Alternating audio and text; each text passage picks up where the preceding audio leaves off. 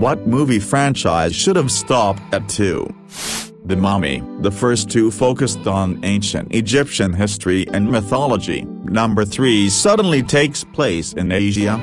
You could tell they had to work too hard to make it work from how long it took to introduce us to the new setting. The cherry on top of that shit cake was the absence of one Rachel Weisz. Her absence was felt. Don't get me wrong, Brendan Fraser did great.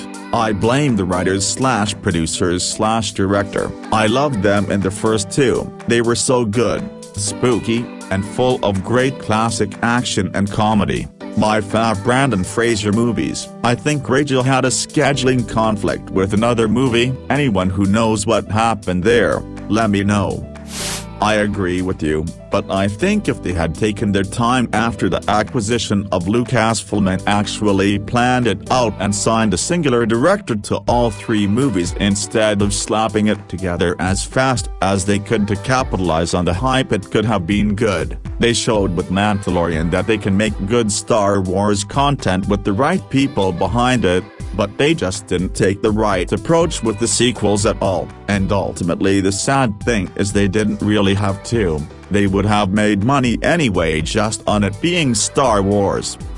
Every single horror movie, I don't get it. You watch the first one, it's like, oh, that was enjoyable. I was on the edge of my seat. I got scared a bit, overall kind of fun. Then you watch the second, it's the same premises but the evil guy or spirit or whatever comes back somehow and it's alright. Not as good as the first, but alright. Then from there, it's just a copy and paste of the second or first movie. Like, why would I want to watch the same thing multiple times but with a couple of different people who stay on the screen for all of 10 minutes before getting killed off?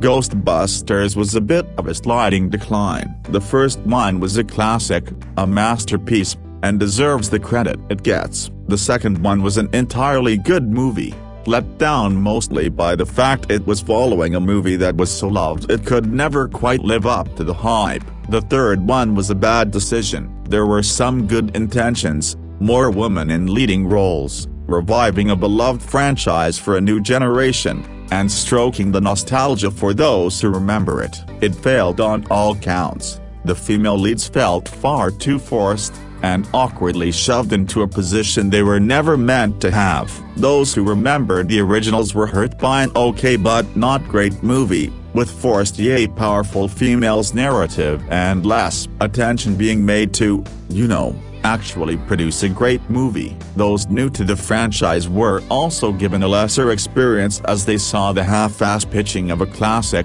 destroyed by a politically correct female trio now with fat sassy Pac hogging the limelight. I'm not against female leads. I'm against taking beloved films that had male leads, using a C-grade script from the storage room, and shoving female leads into it assuming that people who love the franchise will just accept a shittily written adaptation slapped onto appease PC warriors. They need their own, well-written films, intended to be good films rather than a vehicle to say yay girl power. In so many ways I'm more of a PC warrior. I mean, not really, but I'm a woman.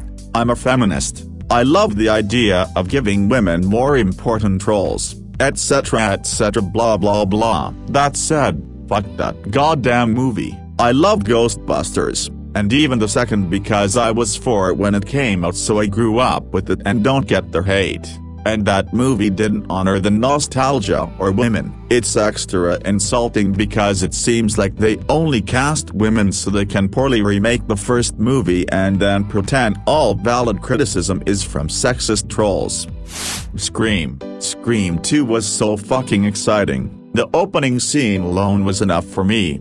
They could have ended the movie there. It was already being produced when the first Scream was screening in cinemas, and the movie constantly jokes about the pitfalls of the pop culture sequel whilst simultaneously being one of the best and most self-aware sequels of all time. The music, the atmosphere, the returning cast, the movie within a movie, the twist at the end. It's up there with Aliens, 1986, and Shrek 2 as one of the most enjoyable sequels ever. Should have stopped there.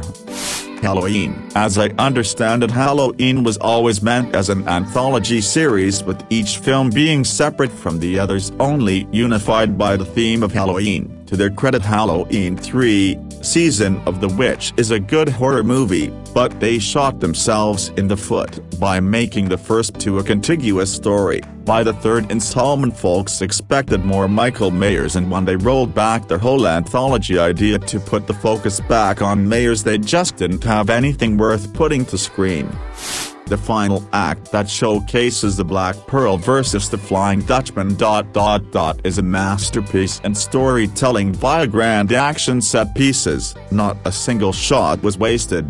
Every line proved to push the story forward and deepen characterization. Also, two legendary shippings battling it out for survival around the whirlpool caused by the goddess of the sea, in a show about pirates, is the definition of epic. At World's End absolutely needed to happen, and it was a great way to end an amazing trilogy. I read things like this and I realize how different people's tastes run. I saw 1 and 2.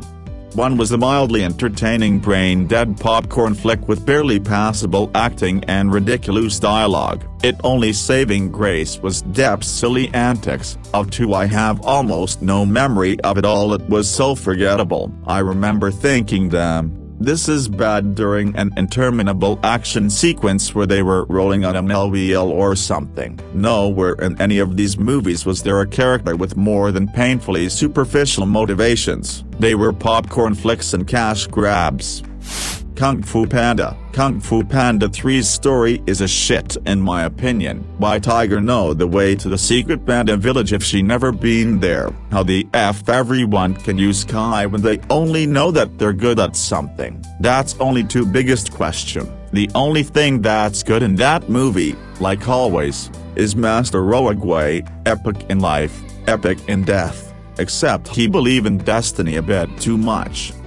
The Ring. The first one was a good old classic horror mystery, and the second one was more of a thriller, answering many enough from the first movie for it to make sense, but also leaving enough questions open for you to be able to think about what could have happened before. The second movie ended in a way that there was no way there could ever come a movie in the franchise taking place after the events of it. Yet Rings came in 2017 and it made no sense whatsoever. Jaws 4 is a triumph of filmmaking. The idea of a shark seeking revenge and traveling from Massachusetts to the Bahamas in 3 days is Orson Welles-worthy storytelling. Those roars the shark screams during the finale send shivers down your spine and is only matched by the first sight of the T-Rex in Jurassic Park. Michael Caine was so committed to the role in the film that he couldn't even attend the Academy Awards to accept his award for Hannah and her sisters. He was afraid that if he left the shoot, he wouldn't have wanted to return. That's dedication, folks. Toy Story. I know this is gonna be unpopular, but there was really no need for Toy Story 3. Don't get me wrong, it was a good film, but I just feel like Disney, Pixar were running out of ideas and had to pull back an 11-year-old franchise back out of the ground. Don't believe me? The whole of the 2010s were basically just sequels for Pixar. Oh, and don't get me started on Toy Story 4. Now that was a shit film. Terminator. I only saw the first 2 Terminator movies recently. I had avoided it for so long because I'm not a big action movie fan and the storyline from the outside looked complicated, but Terminator 1 plus 2 didn't need any other sequels. The story was pretty wrapped up in 2 with some ambiguity. All characters got their arcs and it was just a nice sad ending. Every movie after Terminator 2 was needless and or a reboot of a story that was already told perfectly fine. They were blatant cash grabs, and it just depresses me every time I think about it that a pair of really good movies could be ruined for money. Fast and the Furious franchise. The first was pretty awesome, definitely one of a kind film at the time of its release, and the tuner import scene was pretty big. I was only in 9th grade at the time and couldn't drive, so it was pretty appealing to see a ton of cool cars and wild action scenes. the one-liners, the edgy acting, the early 2000s tech. What's not to love about the original? Cut to robbing a bank in Brazil, traversing the world's longest airport runway, and jumping cars between towers in the desert, and it's clearly jumped onto the summer blockbuster train. Trash movie with a trash plot for the sake of trash, and yet I still watch them expecting to be entertained. Shame on me. The Fast and the Furious. I'm sorry, but they lost me after they put the Nissan engine in the Mustang in Tokyo Drift. I did watch 7 for the first time not too long ago just to see it. I was pretty disappointed in the all-out ridiculousness of the huge special effects and way over-the-top action scenes. It feels like they took a decent story and decent characters and just turned them all into cartoons. The Fast and the Furious. I'm sorry, but they lost me after they put the Nissan engine in the Mustang in Tokyo Drift. I did watch 7 for the first time not too long ago just to see it. I was pretty disappointed in the all-out ridiculousness of the huge special effects and way over-the-top action scenes. It feels like they took a decent story and decent characters and just turned them all into cartoons. Toy Story 2 had such an upbeat ending that acknowledged the fact Andy would grow up and eventually move on, but didn't beat us over the head with sadness and melancholy the way 3 and 4 do. Plus, the way Wheezy and Bo Peep are so casually brushed aside as the beginning of 3 really rubs me the wrong way. If you really need to round it out and make it a trilogy, watch the DTV Buzz Lightyear cartoon movie that has the toys watching it at the beginning. How in the fuck is Fast and Furious not the top answer? I scrolled for a really long time and didn't even see it mentioned. The first 2 were great, the third one was good but like a completely different movie. It could have just been called Tokyo Drift and had nothing to do with the rest. But after that they got so weird and awful. Just my opinion, but how in the hell did we go from street racing to all this other shit? Fast and the Furious. I believe if these movies stopped at 2 or 3 or maybe after Tokyo Drift, Paul Walker might still be alive today. Sharknado. It's like the first one was interesting, the second was like okay, and then it just went immediately down the shitter with the rest of them. Toy Story. And he didn't have to grow up. Why couldn't he just be a kid? I didn't want to see some purple teddy bear turn into a family-friendly version of Hitler. I'm sure this will get absolutely no pushback at all, but I have to go with Star Wars and Empire Strikes Back. Would we have missed some great scenes and shows? Yes, but considering the majority of the movies are pretty bad, search your feelings, you know it to be true, coupled with an extremely toxic fanbase, maybe it would have been better if we just the 2. 2 is enough sometimes. My favorite part of that cover was the fact that incorporated the theme music from when he was escaping the dragon in the first movie into her version. That entire scene of him storming the castle was a literal masterpiece in my opinion. I've never seen a sequel pull off such a flawlessly perfect sequence before. Every action taken by every character is perfect. It not only works as just a funny but amazing action scene, but it fits every single character's personality and mindset flawlessly. Everything from Shrek's bravery to Donkey's huge horse jump over the guards to Puss in Boots pulling his cute eye move before taking on said guards. Even Princess Fiona using the flower to prevent Prince Charming from kissing her during the dance, knowing that something was just off about it all even if she wasn't sure what. Fuck, I love Shrek too. Yes, and number. Saw was an incredible horror movie, absolutely deserving of awards and notoriety. They should have stopped at 1, but the fact that they didn't has created something else entirely. I love the Saw universe. Jigsaw, John Kramer's character motivation becomes more and more nonsensical, and they always incorporate a completely impossible twist at the end which you never see coming because it would require mind-reading powers. I have seen every movie in the series, except Saw 3 DQs you, and find the plot and motives so mind-boggling stupid that I will probably be a dedicated fan until the end. Saw 4, I think it's hard to keep them all straight, is essentially a critique of the American healthcare system. Jigsaw is just like you let people die because they can't afford insurance. Fuck you, even though you're just a desk worker for this company. The directors were basically forced into a contract where they are required to put out a movie every 2 years until the production company says they can stop. They hate the franchise, so yes, and number.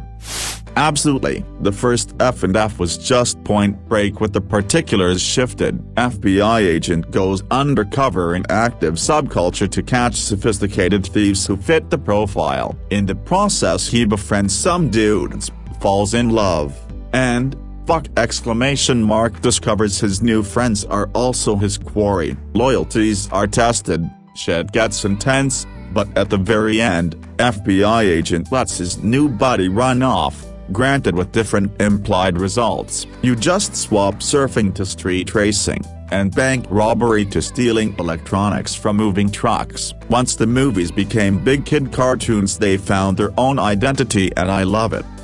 Came looking specifically for Tremors' first movie, the perfect monster movie. Tremors 2, the perfect sequel. Even with all new people, it doesn't really on ignorance or anybody being an idiot. The monsters are known. The rules of dealing with them are known. The humans are easily kicking ass, until the monster changes, and the old rules are no good anymore. Tremors 3 tried to repeat what Tremors 2 did, but made the new monster form rather stupid. Also wasn't its own movie so much as a pilot for the Tremors TV show. Tremors TV show, okay I guess. Standard Monster of the Week, it really should have been called the Bert Gummer Show. The 1 or 2 episodes that didn't have Bert. Bert went into the city today. It's up to the rest of us. We're the dullest. Bonus though, several episodes feature Christopher Lloyd playing a character that's basically what if Doc Brown was a government mad scientist. Those were fun. Tremors 4 was actually a prequel,